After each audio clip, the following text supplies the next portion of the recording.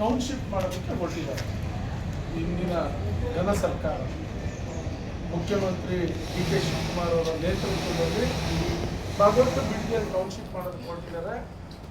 ನಮ್ಮ ಯುವ ನಾಯಕರಾದ ನಿಖಿಲ್ ಕುಮಾರಸ್ವಾಮಿ ಅವರು ಹೆಚ್ಚು ಕಡಿಮೆ ಅಲ್ಲಿ ಎಲ್ಲ ರೈತರಿಗೆ ಹೋಗಿ ಮಾತನಾಡಿದ್ದಾರೆ. 750 ರೈತರಲ್ಲಿ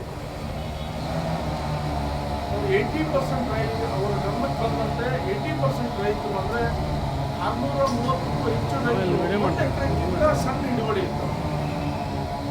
ಮತ್ತೆ ಅವ್ರು ಯಾರಿಗೂ ವಿಶ್ವಾಸಕ್ಕೆ ತಗೊಳ್ಳದೆ ಈ ಒಂದು ಬಿಡದಿ ಟೌನ್ಶಿಪ್ ಏಕಾಏಕಿ ದಬ್ಬಾಳಿಕೆಯಿಂದ ಮಾಡೋದಕ್ಕೆ ಹೊರಟಿದ್ದಾರೆ. ಅದು ಮುಖಾಂತರ ಅಲ್ಲಿಯ ಭಾಗದಲ್ಲಿ ಅದು ಬಿಡದಿ ಭಾಗ ಮತ್ತು ಪಕ್ಕದಲ್ಲೇ ಚನ್ನಪಟ್ಟಣ ಭಾಗ ಹೈನುಗಾರಿಕೆಗೆ ಇಡೀ ರಾಜ್ಯದಲ್ಲಿ ನಂಬರ್ 1. ಹೆಚ್ಚು ಕಡಿಮೆ ಆ ಭಾಗದಲ್ಲಿ 6 ಲಕ್ಷ ಲೀಟರ್ ಪ್ರತಿ ವರ್ಷ ಹೈನುಗಾರಿಕೆಗೆ ಹಾಲು ಉತ್ಪಾದನೆ ಆಗ್ತಾ ಇದೆ.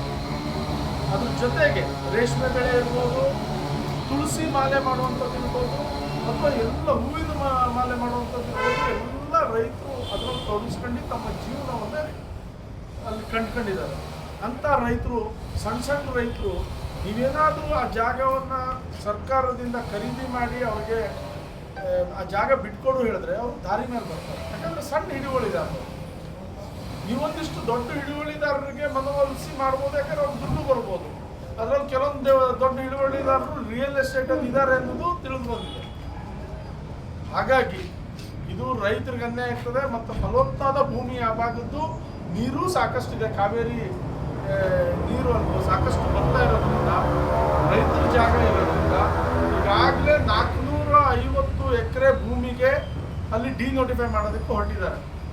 ಮುಂದೊಂದು ದಿನದಲ್ಲಿ 6ರಿಂದ 7, 8 ಸಾವಿರ ಎಕರೆ ಆ ಭಾಗದಲ್ಲಿ ಆ ಟೌನ್ಶಿಪ್ಗೆ ಉಪಯೋಗಿಸ್ಕೊಳ್ಳುವಂಥ ಭಾಳ ದೊಡ್ಡ ಯೋಜನೆ ಸರ್ಕಾರದಿಂದ ಹಾಕಿದ್ದಾರೆ. ಅವರು ತಕ್ಷಣ ಕೈ ಬಿಡಬೇಕು.